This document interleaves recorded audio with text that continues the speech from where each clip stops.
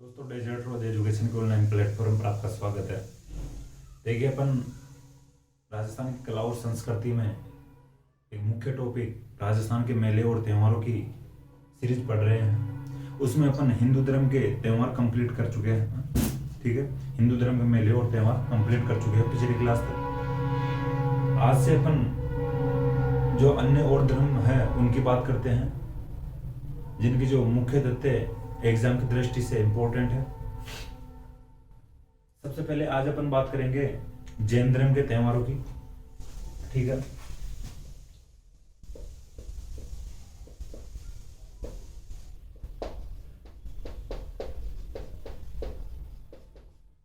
ठीक है, जैन धर्म के त्योहारों की बात करेंगे। फिर नेक्स्ट क्लास में सिख धर्म की कर लेंगे, फिर मुस्लिम धर्म की भी करेंगे, ईसाइयों के त्योहारों की भी बात करेंगे। ठीक है, देखिए, ये नहीं है कि यहाँ पे जो एग्जाम्स होते हैं वहाँ पर वो हिंदू धर्म के अलावा और जो धर्मों के क्वेश्चन नहीं बनते हैं या और धर्मों को समानता की दृष्टि से नहीं देखा जाता हो, ऐसा नहीं है भाई। सभी धर्मों से क्वेश्चन बनते हैं। हालांकि हिंदू धर्म के जो ये त्यौहार है इनसे ज़्यादा क्वेश्चन बन जाते हैं कई बार। ठीक है, तो इनके भी क्वेश्चन पूछे जाते हैं एग्जाम्स में, तो ध्यान रखना। तो आज अपन बात करते हैं जैन धर्म के त्योहारों की। देखिए, जैन धर्म की बात करें तो सबसे पहले इनके आते हैं ऋषभ देव जयंती। ठीक है, ऋषभ देव जयंती की बात करते हैं जैन धर्म में।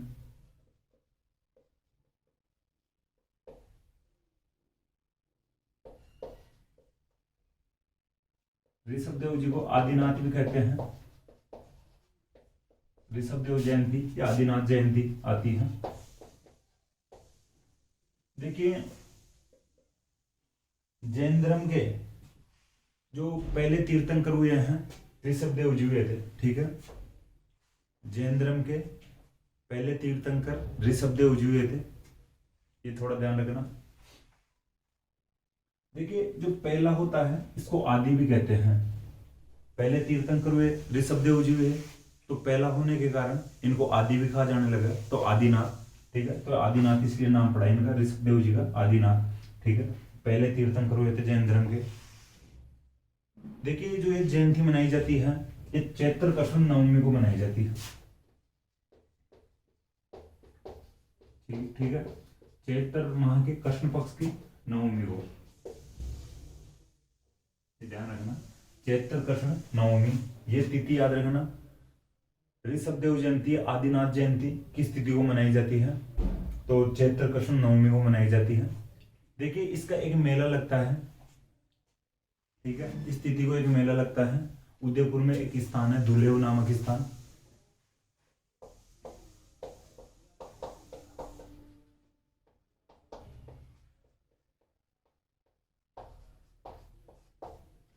ऋषभ देव जी जयंती का मेला लगता है धुलेव उदयपुर में। आदि का मतलब मैं बता दिया, पहला होता है, इसलिए आदिनाथ कहा गया था ऋषभ देव जी को। देखिए, अब आगे बात करें अपन महावीर जयंती की।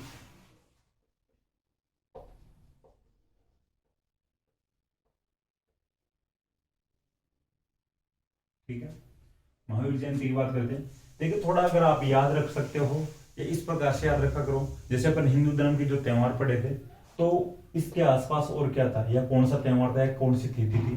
ठीक है, तिथि तो भाई आसपास ये रहेगी भाई, नवमी से पहले अष्टमी रहेगी और नवमी से अगले दिन दशमी रहेगी। ठीक है, लेकिन जो त्योहार के रूप में कौन सा त्योहार था, तो देखिए शीतलाष्टमी की बात की थी अपन।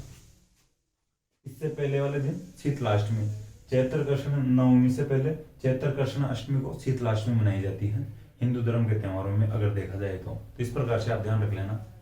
अब बात करते हैं महावीर जयंती की। देखिए, महावीर जयंती चैत्र शुक्ल त्रयोदशी को मनाई जाती है। चैत्र शुक्ल त्रयोदशी, चैत्र महीने की या चैत्र के महीने के शुक्ल पक्ष की 13 को महावीर जयंती मनाई जाती है। एक मजाक की बात अगर देखा जाए, महावीर जयंती के दिन ठेके वेके नहीं खुलते हैं, ड्राई डे रहता है, दारू वारू नहीं मिलती होगी। ठीक है, तो याद रखना। पीने वाले लोग तो ध्यान रख ही लेना, पहले ही दिन स्टॉक कर लेना, महावीर जयंती के पहले दिन ले आना थोड़े एक्स्ट्रा, बट ड्राई डे रहता है। देखिए आगे बात करते हैं रोड तीज की।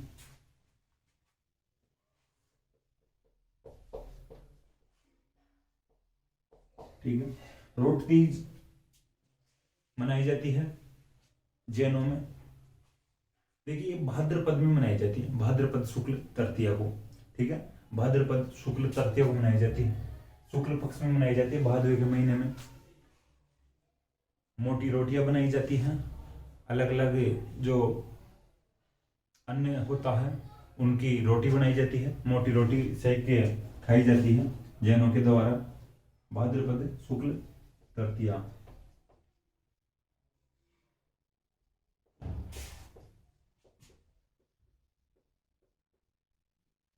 रोड थी भाद्रपद शुक्ल तृतीया को मनाई जाती है। देखिए इसके आगे अब दशमी की बात करते हैं, तो दशमी को सुगंध दशमी कहते हैं।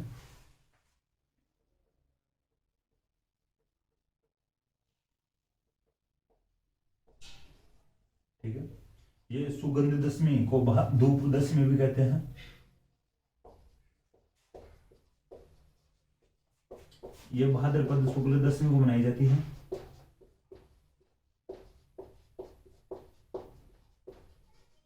ठीक है, भाद्रपद शुक्ल दशमी को धूप दशमी या सुगंध दशमी मनाई जाती है। देखिए सुगंध दशमी या धूप दशमी की जो मैं बात बताऊं आपको, समझ लेना, थोड़ी ध्यान से सुनना। सुगंध का मतलब खुशबू। ठीक है, धूप दशमी भी कहा जाता है सुगंध दशमी को। ऐसा माना जाता है जैन धर्म में कि इस दिन, इस दशमी को, भाद्रपद शुक्ल दशमी को अगरबत्ती लगाई जाएगी, धूप लगाई जाएगी। जिस प्रकार से धूप की सुगंध उड़ेगी, उसी प्रकार से जो जैन धर्म का व्यक्ति कोई पाप कर चुका है, वो पाप भी सुगंध के रूप में जैसे सुगंध या धूप उड़ेगी, उसी प्रकार से उस व्यक्ति के पाप भी उड़ जाएंगे इस दिन पूजा करने से। ठीक है, भाद्रपद शुक्ल दशमी को पूजा करने से सुगंध जैसे उड़ती है धूप की, वैसे ही व्यक्ति के पाप भी उड़ जाएंगे, ऐसी मान्यता है जैन धर्म में। ठीक है, भाद्रपद शुक्ल दशमी को पूजा करने से पाप खत्म होते हैं। ठीक है, तो थोड़ा ध्यान रख लेना। सुगंध दशमी अब तक पढ़े हैं, ऋषभ देव जयंती, महावीर जयंती, रोटती और सुगंध दशमी। अब जो एक बड़ा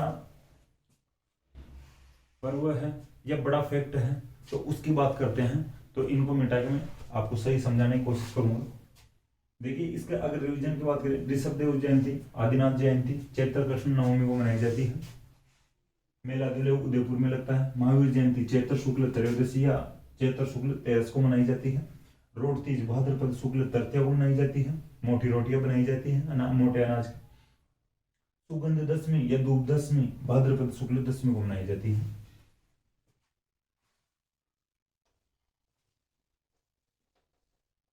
चार त्योहार पढ़ लिए यहाँ पर, चार तिथियां पढ़ लिए हैं, पढ़ लिए यहाँ पर।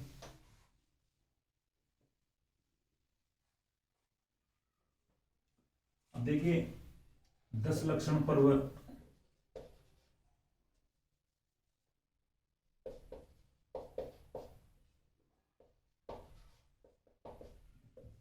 ठीक है, 10 लक्षण पर्व, 10 का मतलब भाई कुछ 10 की संख्या आ रही है यहाँ पे, तो इसका मतलब यह है भाई ये व्रत है जो 10 दिन तक किया जाता है। ठीक है, जो एक पर्व है 10 दिन तक किया जाता है।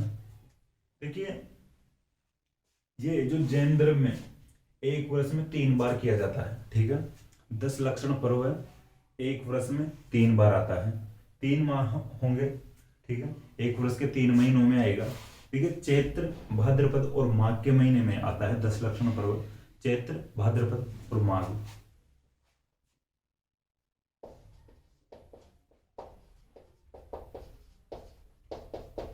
ठीक है, ये थोड़ा ध्यान रखना, एक वर्ष में 3 बार, मां लिख देता हूं।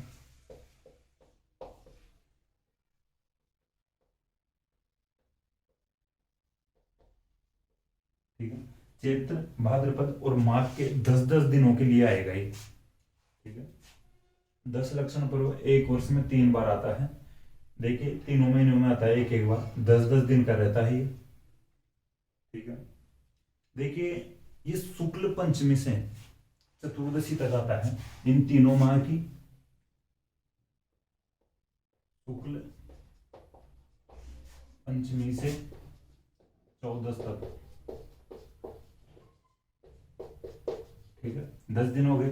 पंचमी से चतुर्दशी तक आप गिन लेना, 5 छठ 7 8 9वीं 10वीं 11 12 13 14, ठीक है। शुक्ल पंचमी से चतुर्दशी तक, देखिए अब दिन गिन लेना आराम से, कोई दिक्कत नहीं है। पंचमी से चतुर्दशी तक 10 दिन तक चलता है, इन तीनों माह के 10-10 दिन चलता है, ठीक है। देखिए जो भाद्रपद है, ठीक है, भाद्रपद, इसका जो 10 लक्षण पर्व आता है ये थोड़ा बड़ा माना जाता है, ये थोड़ा इंपॉर्टेंट माना जाता है, ये बड़ा माह माना जाता है। बड़ा माह में फिर भाई ये बड़ा माना जाएगा, इंपॉर्टेंट माना जाएगा।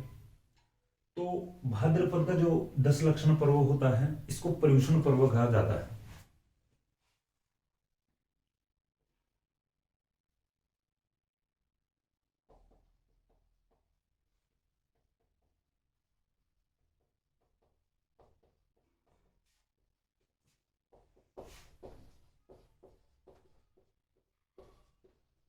ठीक है, भाद्रपद के 10 लक्षण है पर्व को पर्युषण पर्व कहा जाता है।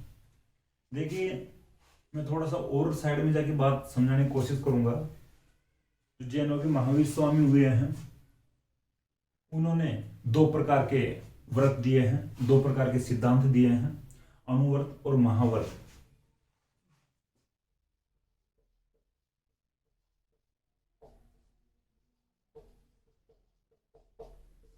ठीक है, अणुव्रत और महाव्रत दिए हैं, 2 सिद्धांत महावीर स्वामी ने दिए हैं। देखिए अणुव्रत और महाव्रत मैं समझाऊं आपको कि जैनों में 2 प्रकार के जैन होते हैं, 2 प्रकार की शाखाएं हैं,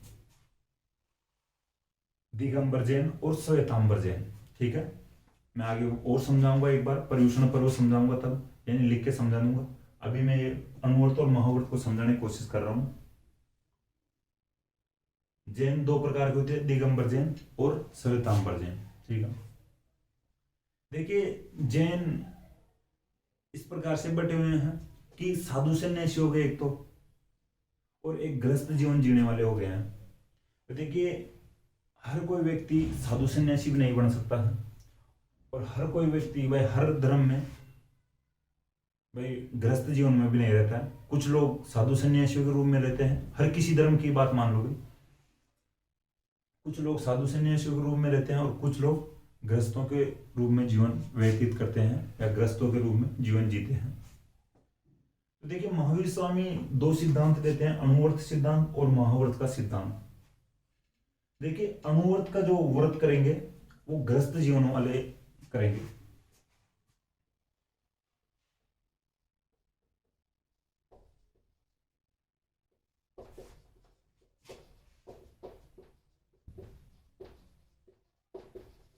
ठीक है, अणुव्रत का जो व्रत करेंगे गृहस्थ जीवन जीने वाले जैन अनुयायी करेंगे। कि हर जो साधु सन्यासी होगा भाई वो तो अच्छे से पालन कर सकता है किसी प्रकार के जो व्रत होगा, लेकिन गृहस्थ जीवन जीने वाले जो जैन अनुयायी है वो अपना काम काज भी करेंगे, धंधा करेंगे, घर गृहस्थी को चलाएंगे, बाल बच्चों को पालेंगे।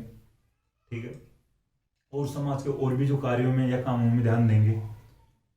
तो वो इतनी कठिन तपस्या नहीं कर सकते, इतना कठिन व्रत नहीं कर सकते। तो जिस व्रत में सरलता या शिथिलता दिखाई गई है, थोड़ी ढील दी गई है, तो ये अणुव्रत में दी गई है। इस अणुव्रत को गृहस्थ जीवन वालों के लिए बनाया गया है, या अणुव्रत के सिद्धांत को गृहस्थ जीवन जीने वाले जैन अनुयायियों के लिए बनाया गया है। अब महाव्रत की बात करते हैं। जैन धर्म के जो साधु सन्यासी हैं, ठीक है, जैन धर्म के जो साधु सन्यासी हैं, जो मोह माया को त्याग के और एक साधु के रूप में अपना जीवन व्यतीत करते हैं, बाहरी आडंबरों से रहित रहते हैं, एकांतवास में रहते हैं।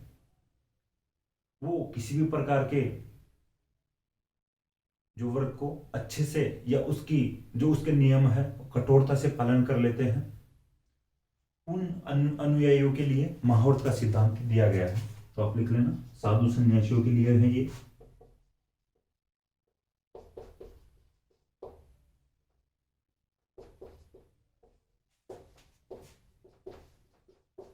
ठीक है। अणुव्रत ग्रस्त जीवन जीने वालों के लिए है, महाव्रत साधु सन्यासियों के लिए है। 10 दिन तक 10 लक्षण पर्व चलता है। तो इसमें इस प्रकार से व्रत किए जाते हैं। अणुव्रत भाई ये भी करते हैं ग्रस्त जीवन जीने वाले, लेकिन ये इनके जो नियमों में थोड़ी शिथिलता या सरलता दिखाई गई है या ढील दी गई है। और जो महाव्रत है साधु सन्यासी करते हैं, इनके जो नियमों में थोड़ी कठोरता है, ये कठोरता से पालन करते हैं। ठीक है, महाव्रत साधु सन्यासी और अणुव्रत ग्रस्त जीवन जीने वाले लोग करते हैं। देखिए अब बात करें आगे, गृहस्थ जीवन वाले जो लोग हैं, बस सेंटेंस के रूप में बता देता हूं मैं लास्ट में आपको। जो गृहस्थ जैन लोग हैं अणुव्रत के रूप में भाद्रपद के 10 लक्षण पर्व का पालन करते हैं। ठीक है, भाद्रपद का जो 10 लक्षण पर्व आता है इसको अणुव्रत वाले करते हैं। ठीक है, ये ध्यान रखना, ये मैं यानी इंपॉर्टेंट स्टेटमेंट बता रहा हूं आपको या इंपॉर्टेंट फैक्ट बता रहा हूं कि जो गृहस्थ जीवन जीने वाले जैन अनुयायी हैं भाद्रपद के 10 लक्षण पर्व का पालन करते हैं। और जो साधु सन्यासी है ये तीनों माह के 10 लक्षण पर्वों का पालन करते हैं। ठीक है, जो साधु सन्यासी है भाई ये तो एकांत में रहते हैं, इनको मोह माया से कोई मतलब नहीं होता, घर परिवार से कोई मतलब नहीं रहता, ये सबको त्याग कराए हुए होते हैं। तो ये इनके लिए जिद कोई भी कठोर अगर नियम हो उनका भी पालन कर लेते हैं। तो ये तीनों माह में 10-10 दिन तक भूखे रह सकते हैं। लेकिन भाई जो गृहस्थ जीवन वाले 10-10 दिन तक भाई कैसे डिस्टर्ब हो सकते हैं, भाई काम काज करेंगे तो उनको एनर्जी भी चाहिए होगी, तो इतने भूखे प्यासे नहीं रह सकते हैं। तो गृहस्थ जीवन वाले तो भाद्रपद के 10 लक्षण पर्वों का ही पालन करते हैं। और साधु सन्यासी लोग होते हैं जैन धर्म के, वो तीनों माह के 10 लक्षण पर्वों का पालन करते हैं। ये थोड़ा ध्यान रखना। देखिए अब आगे बात करते हैं पर्युषण पर्व की। मैं पर्युषण पर्व समझाने की कोशिश करूंगा, थोड़ा सा सही माइंड को एक जगह रख के और सुनना बात को।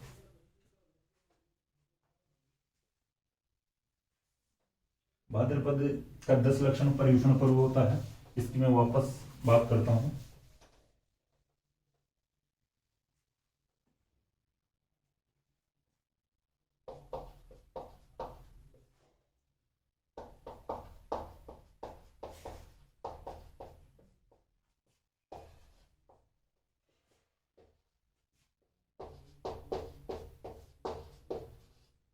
ठीक है, अब देखिए अपनी पर्युषण पर्व पर यह बात आधारित रहेगी आगे जो भी अपन बात कर रहे हैं। पर्युषण पर्व को महापर्व भी कहा जाता है। ठीक है, तो ध्यान रखना, पर्युषण यानी भाद्रपद बड़ा माह माना जाता है, तो इसका जो 10 लक्षण पर्व होगा इसको पर्युषण पर्व या महापर्व इधर लिखने की कोशिश करूंगा। ठीक है, महापर्व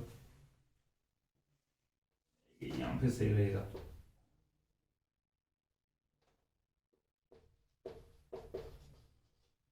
ठीक है, पर्युषण पर्व को महापर्व भी कहा जाता है।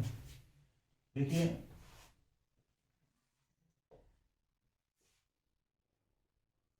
अब बात करते हैं अपन आगे प्रॉपर, जो मैं अभी बताया था आपको कि भाई आगे भी मैं बात करूंगा जैन धर्म के जो 2 शाखाएं होती हैं, दिगंबर जैन और श्वेतांबर जैन।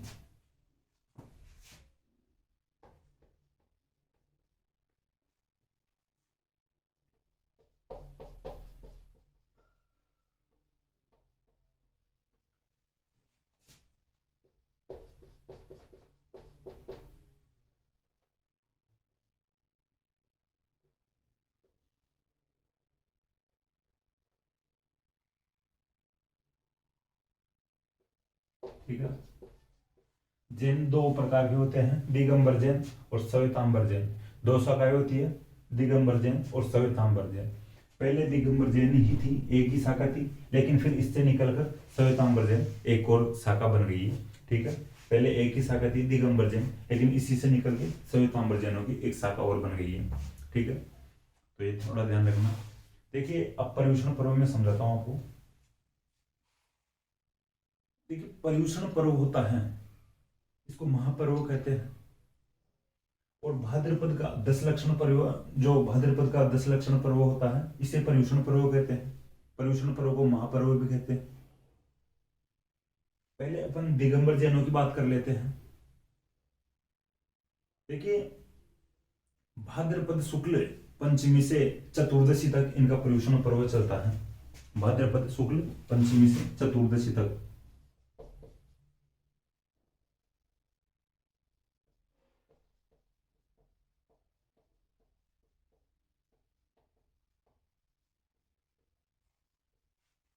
इधर लिख देता हूं नीचे।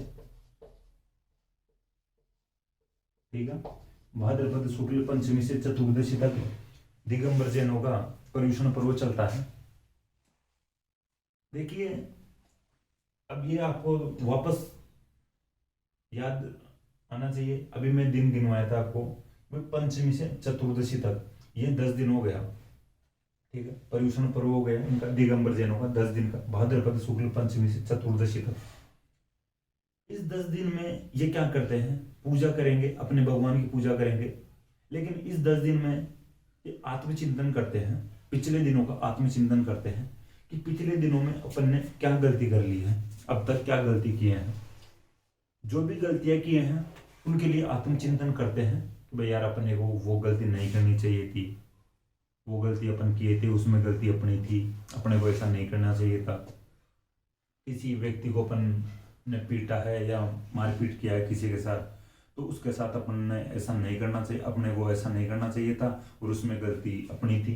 तो इस प्रकार से ये आत्मचिंतन करते हैं पिछली गलतियों का इन पर्युषण पर्व के दौरान, भाद्रपद शुक्ल पंचमी से चतुर्दशी तक। ओनली दिगंबर जैनों की बात कर रहे हैं, ना कि अपन श्वेतांबर जैनों की। अभी तक दिगंबर जैनों की बात कर रहे हैं पर्युषण पर्व की, भाद्रपद शुक्ल पंचमी से चतुर्दशी तक। ठीक है,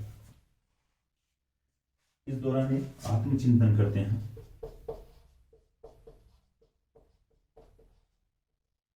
ठीक है, ये ध्यान रखना। देखिए इनके फिर आगे एक तिथि और आएगी। ठीक है, आश्विन माह में। ठीक है, आश्विन कृष्ण एकम।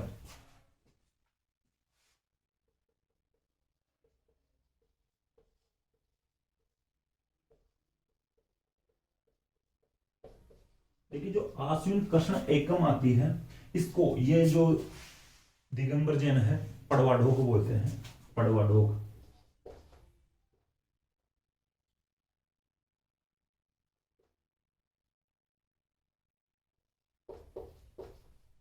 ठीक है, पड़वा ढोक। देखिए मैं आपको एक बात याद दिलाने की कोशिश करूंगा। मैं आपको बार बार में, जब एकम की बात आ रही है किसी भी माह में, हिंदू धर्म में भी अपन बात किए थे, तो एकम को पड़िया नाम से बता रहा था भाई। स्थानीय भाषा में इसको पड़िया भी बोलते हैं एकम को। ठीक है, तो उसी के अकॉर्डिंग आप देख लो, ये पड़वा डोग बोलते हैं भाई, जैन पड़वा बोलते हैं एकम को। एकम तिथि है आश्विन कृष्ण एकम, एकम को पड़वा डोग बोलते हैं। इस आश्विन कृष्ण एकम को क्या करते हैं, पड़वा डोग को क्या करते हैं, ये जो आत्मचिंतन करते हैं, ये पर्युषण पर्व के दौरान आत्मचिंतन करते हैं, इसकी माफी मांगते हैं आश्विन कृष्ण एकम को, पड़वा डोग को। आत्मचिंतन जो करते हैं पर्युषण पर्व के दौरान, भाद्रपद शुक्ल पंचमी से चतुर्दशी तक, जो भाद्रपद शुक्ल पंचमी से 14 तक जो आत्मचिंतन करते हैं, इसकी यानी अपनी हुई गलतियों के लिए माफी मांगते हैं या क्षमा मांगते हैं आश्विन कृष्ण एकम या पड़वा डोग को। इसे क्षमा याचना पर्व कहते हैं ये।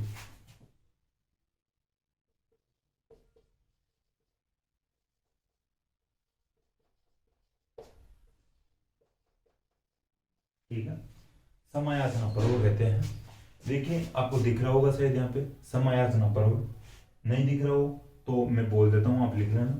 आश्विन कृष्ण एकम को पड़वा डोग मनाते हैं दिगंबर जैन, इसको ये समायाचना पर्व भी कहते हैं।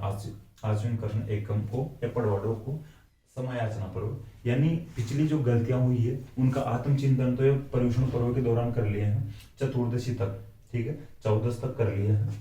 फिर आगे जो महीना आएगा भादवे से आगे आसोज का महीना आएगा, आसोज के महीने की जो कृष्ण पक्ष की जो तिथि आएगी, पहली तिथि आएगी, एकम आएगी, इस दिन ये पड़वाडोक मनाएंगे और इस दिन ये क्षमा मांगेंगे भगवान से, भाई हमसे जो गलतियां हुई उनको माफ करो, ठीक है। तो अब तक अपन बात किया है पर्युषण के दौरान, पर्युषण पर्व के दौरान दिगंबर जैनों की। अब बात करते हैं श्वेतांबर जैनों की। देखिए श्वेतांबर जैनों के पर्युषण की बात करें अपन, तो श्वेतांबर जैनों के पर्युषण के दौरान जो तिथियों में थोड़ा सा चेंज होगा, इधर तो भाद्रपद शुक्ल पंचमी से चतुर्दशी तक हुआ था इनका पर्युषण पर्व। देखिए इनका जो श्वेतांबर जैनों का जो पर्युषण पर्व चलता है, जो भाद्रपद में ही चलेगा, ठीक है, भाद्रपद कृष्ण पक्ष में चलेगा, ये इधर शुक्ल पक्ष में चल रहा था इनका। श्वेतांबर जैनों का जो पर्युषण पर्व चलेगा भाद्रपद कृष्ण द्वादशी से चलेगा, भाद्रपद कृष्ण 12 से शुक्ल पक्ष की चतुर्थी तक।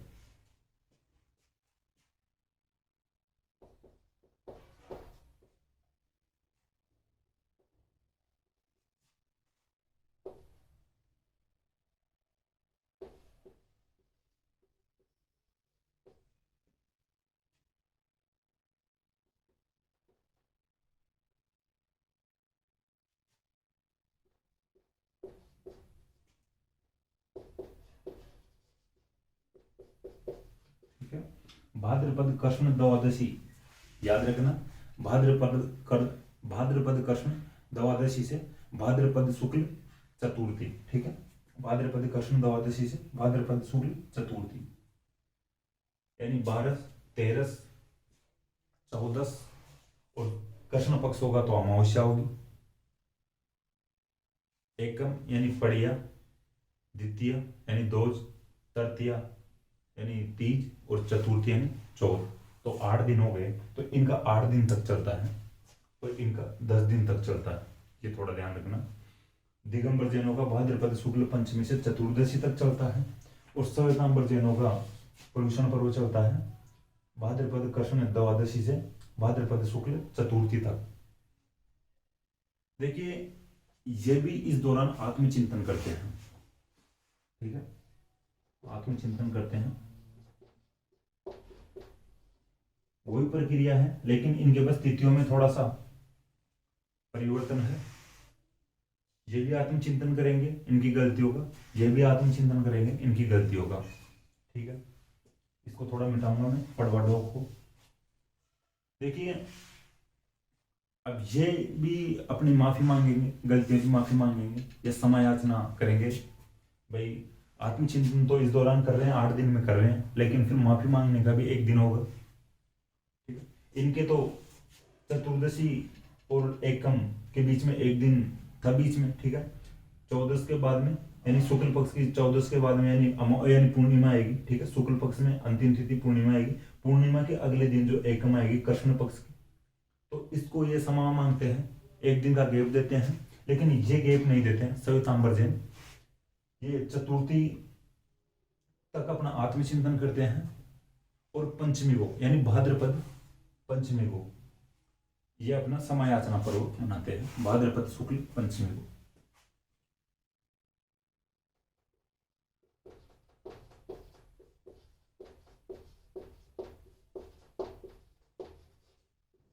ठीक है, समयाचना पर्व,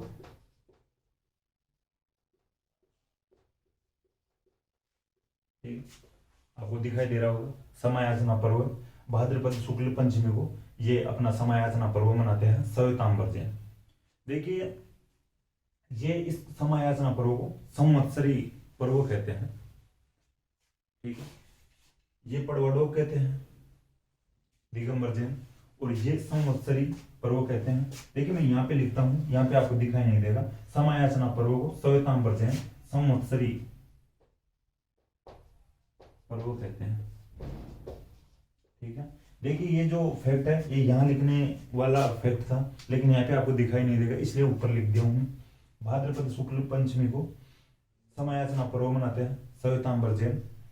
इस समयाचना पर्व को, सवितांबर जैनों के समयाचना पर्व को संवत्सरी पर्व भी कहा जाता है। ठीक है, यहां तक जो बात थी जैन धर्म की थी। जैन धर्म कंप्लीट हो चुका है। एक फैक्ट मैं बताना अभी भूल गया, लेकिन अब बता रहा हूँ। दिगंबर जैन और श्वेतांबर जैन, इनमें क्या फर्क होता है? दिगंबर जैन के जो साधु अनुयायी होते हैं, साधु संत होते हैं या पुजारी लोग होते हैं, वो कपड़े नहीं पहनते हैं भाई। ठीक है, कपड़े धारण नहीं करते हैं। और श्वेतांबर जैन के जो अनुयायी होते हैं वो सफेद जो कपड़े पहनते हैं। ठीक है, एक बार मैं वापस बता रहा हूं। दिगंबर जैन, दिग प्लस अंबर, इसका जो विच्छेद होगा। दिगंबर जैन जो अनुयायी या जो साधु होते हैं, जिनके पुजारी होते हैं दिगंबर जैनों के, वो कपड़े नहीं पहनते हैं, कपड़े धारण नहीं करते हैं, बिना कपड़ों के रहते हैं। मोह माया को बिल्कुल त्याग देते हैं, घर परिवार को सबको त्याग देते हैं। और श्वेतांबर जैन है, इनमें कपड़े धारण करते हैं, लेकिन सफेद कपड़े धारण करते हैं। ठीक है, अभी अपन 10 लक्षण पर्व की बात कर रहे थे इनमें। तो इस दौरान इनका मानना होता है भाई, ये जैन धर्म की जो शिक्षाएं होती है भाई, अहिंसा बिल्कुल भी नहीं करना, गाली गलौज किसी को नहीं करना, मांसाहार नहीं करना। ठीक है, तो जीवों को भी कष्ट नहीं पहुंचाते हैं ये। देखिए, बारिश के दौरान इनका एक पीरियड चलता है। तो इस दौरान जो ये जो जैन जो साधु अनुयायी होते हैं, ये लोग एक जगह से दूसरे जगह तक यानी परिवहन नहीं करते, एक जगह से दूसरे जगह पर नहीं जाते हैं। इनको लगता है अगर अपन पैदल भी चलेंगे तो कोई छोटा मोटा जीव अपने पैरों के नीचे आके मर सकता है। हालांकि देखिए, आपको पता होगा बारिश के दौरान छोटे मोटे जीव जंतु, जो छोटे मोटे कीट पतंगे जन्म ले लेते हैं धरती पे, तो वो रास्ते में इनको लगता है कि भाई अपने पैरों के नीचे आके मर सकते हैं, उनको नुकसान पहुंच सकता है। तो ये जीव हत्या, इन पे विश्वास नहीं करते, यानी इनको गलत मानते हैं, बहुत ही ज्यादा गलत मानते हैं। तो ये लोग इस प्रकार के देखिए व्रत करते हैं, जैन अनुयायी होते हैं जो। तो अपन जैन धर्म की त्योहारों की बात कर लिए हैं। ऋषभदेव या आदिनाथ जयंती की बात किए हैं, महावीर जयंती की बात किए हैं, रोट तीज की बात किए हैं, सुगंध दशमी या धूप दशमी की बात किए हैं। ठीक है, फिर महालक्ष्मी यानी 10 लक्षण पर्व की बात किए हैं। 10 लक्षण पर्व 3 माह यानी 3 बार आते हैं एक साल में। चैत्र, भाद्रपद और माघ के महीने में आते हैं 10 लक्षण पर्व। चैत्र माह, भाद्रपद माह और माघ के माह में आते हैं। भाद्रपद के 10 लक्षण पर्वों को पर्युषण पर्व कहा जाता है। ठीक है, तो अपन यहां तक बात किए हैं। और जो जैन पर्युषण पर्व मनाते हैं तो इसकी भी अपन बात कर लिया है। देखिए, थोड़ा सा मैं बताऊं, मैं 11th क्लास पढ़ा था, जैन ट्रस्ट द्वारा चलाया जा रहा था, चलाया जा रहा, बहुत बड़े स्तर पर चलाया जाता है, यानी सुबोध स्कूल में पढ़ा था मैं खुद। जैन ट्रस्ट द्वारा चलाया जाता है। सुबोध के जो भी स्कूल और कॉलेज है, जो भी सुबोध की जो संस्था है, SS जैन सुबोध। देखिए, महिला महाविद्यालय भी है और वैसे कॉलेज भी है, स्कूल भी है, SS जैन सुबोध नाम से। अलग अलग ब्रांच है, लगभग 20 ब्रांचें हैं इसकी, छोटी मोटी। तो मैं 11th class SS Jain Subodh school में पढ़ा था, जो सांगानेर गेट पर स्थित है। तो मुझे पहली बार पर्युषण पर्व उस समय ही समझ में आ गया था, भाई क्या है ये। हमारी 7 दिन की छुट्टी आई थी, मुझे याद है 11th क्लास में। तो भाई देखिए, अपनी छुट्टियां ज़्यादातर आती हैं, लंबी छुट्टियां आती हैं, दीपावली पर आती हैं। ठीक है, सबसे बड़ा त्यौहार हिंदू धर्म में माना जाता है दीपावली। भाई छुट्टियों के अकॉर्डिंग जो रंगीन त्यौहार आता है, जैसे सजावटी के तौर पे देखा जाए लग्जरी त्यौहार आता है, तो इस पर कम से कम 7 से 10 दिन की छुट्टियां आती है दीपावली पर भी। लेकिन जो ये जैन धर्म या जैन ट्रस्ट द्वारा ये स्कूल चलाया जा रहा है, ये जो सुबोध स्कूल, इसमें हम गए, अनाउंसमेंट हुआ 7 दिन की छुट्टी आ रही है। हम सोचे भाई लोग भाई यार ये किस प्रकार की छुट्टियां आ रही है, भाई दीपावली को आती है लेकिन ये तो 7 7 दिन की छुट्टियां, बहुत बड़ी बात है। और छुट्टियां आती है तो सब कुछ होते हैं भाई, ठीक है। तो हमको पता लगा कि भाई जैसे जैन धर्म में एक ये पर्युषण पर्व होता है, तो ये इस प्रकार से व्रत वगैरह करते हैं, तो इन्होंने छुट्टी दी है, ठीक है। तो आप थोड़ा ध्यान रखना, जैन धर्म का पर्युषण पर्व, पर्युषण पर्व किस धर्म से संबंधित है, क्वेश्चन बनेगा, तो जैन धर्म से संबंधित है, ये ध्यान रखना। आगे अब कोई दूसरे धर्म की बात करेंगे अपन, जैसे सिख धर्म की कर लेंगे या ईसाई धर्म की कर लेंगे या मुस्लिम धर्म की बात कर लेंगे, ठीक है। अब जैसे अपनी 2 क्लास में कंप्लीट हो जाएगा शायद, या 3 क्लास होगी, 3 क्लासेज में कंप्लीट हो जाएगा, क्योंकि मुस्लिम धर्म थोड़ा ज़्यादा है, उसके जो महीने हैं वो जैसे अपन हिंदू धर्म में पढ़े थे, जैसे विक्रमी संवत जो कैलेंडर के अनुसार पढ़े थे, वैसे ही अलग अलग महीने हैं, ठीक है। तो उनकी भी अपन बात करेंगे, उसमें थोड़ा टाइम लगेगा अपने। तो दोस्तों मुझे आशा है कि क्लास आपको पसंद आएगी। क्लास अगर आपको पसंद आए तो क्लास को लाइक करें, कमेंट करें और अपने दोस्तों के साथ शेयर करें। थैंक यू दोस्तों।